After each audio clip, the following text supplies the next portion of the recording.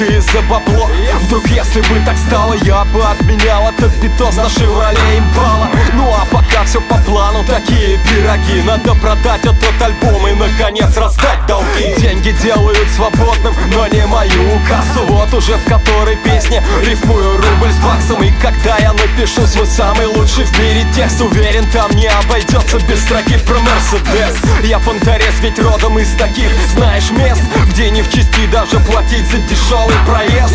Так что знаешь, не лезь в мой монастырь своим уставом, ведь в нем идет священная молитва Богу бабок. Я прошу мало, только долги раздать бы, ведь для мужчины эта штука будет хуже свадьбы. Так что давай-ка ноги в руки и беги покупать мой новый диск. Так что считай, блин.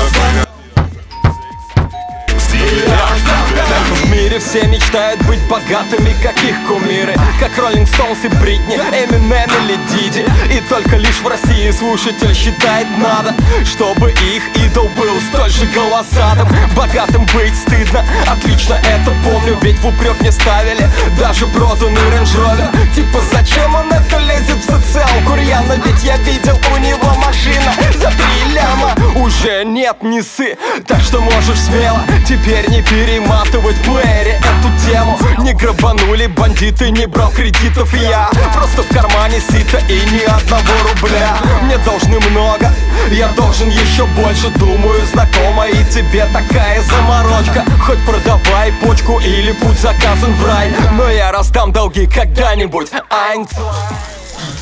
Данила.